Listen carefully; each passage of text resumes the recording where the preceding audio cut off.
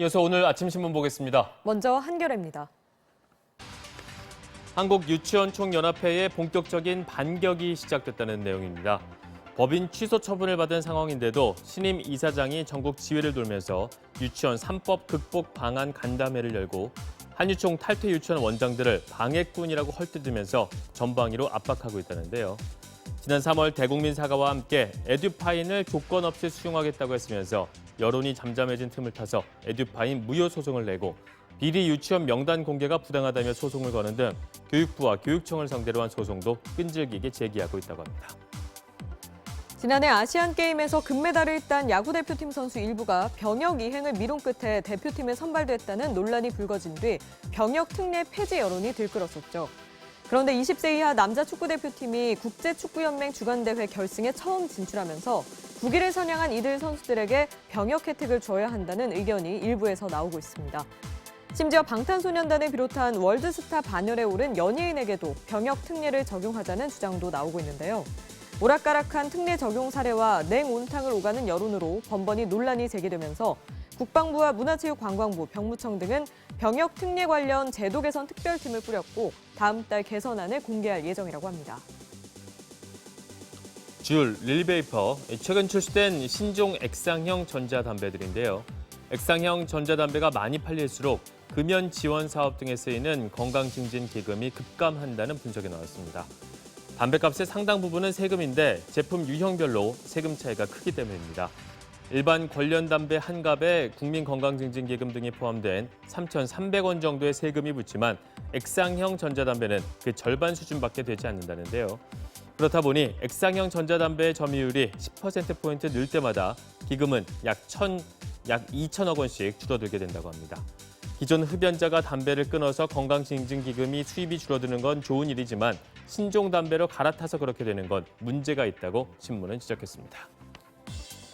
최근 편의점 기업들이 점주들의 갈아타기를 막기 위해 다양한 혜택을 쏟아내고 있다고 합니다. 결혼이나 출산 등에 필요한 서비스를 제공하는 생애주기 맞춤형 복지 혜택부터 학자금 지원, 자녀 채용 우대, 손님이나 아르바이트생과 문제가 생길 경우 무료 법률 상담까지 지원해준다는데요. 정치인들이 유권자를 사로잡기 위해 그렇듯 편의점 기업들도 점주가 계속 자기 쪽에 머무르길 바라는 마음에 복지 정책을 꺼내든 것인데 가까운 거리에 다른 브랜드 편의점이 있으면 추가로 점포를 내지 않는 자율규약 도입으로 신규 출점이 사실상 불가능한 상황에 대규모 재계약 시즌이 시작되면서 편의점 점주 혜택은 날로 확대되고 있다고 합니다. 온종일 인파가 끊이지 않는 서울 종로구 광화문 광장에는 대한애국당의 30애국열사 추모 천막이 자리 잡고 있다고 합니다. 30애국열사란 지난 2017년 3월 10일 헌법재판소가 박근혜 전 대통령의 탄핵 결정을 내렸을 당시 이에 항의하다 숨진 이들을 뜻하는 대한애국당의 용어라는데요. 문제는 지난달 10일 기습 설치 당시 2개 동에 불과하던 천막이 지금은 대형 막사에 취사도구, 취침 공간까지 갖추는 등 점점 규모를 키우고 있다는 점이라고 합니다. 시민들의 민원 폭주로 서울시가 천막을 철거하라고 통보를 보냈지만 대한애국당은 오히려 천막 안에 발전기와 휘발성 연료가 있어 강제 철거를 시도하면 인명사고가 날 수 있다고 경고했다고 합니다.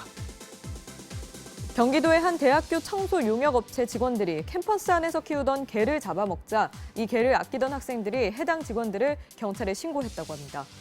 경찰이 내사에 착수했지만 현재는 처벌 가능성이 불투명하다는데요. 처음 이 개를 학교에 데리고 온 게 청소 용역업체 직원들인데 현행법상 유기견 도살은 불법이지만 자기 소유 개를 죽이는 건 불법이 아니기 때문이라고 합니다. 개를 유기견으로 보면 잡아먹은 직원들을 처벌할 수 있지만 직원 소유로 보면 처벌이 어려운 건데요. 경찰은 용역 직원이 이 개를 어디서 데려왔는지 등을 조사해 소유 관계 등을 따져볼 예정이라고 합니다. 한때 대도로 이름을 날린 조세영 씨가 얼마 전 푼돈을 훔치다 또다시 덜미를 잡혔다고 하죠.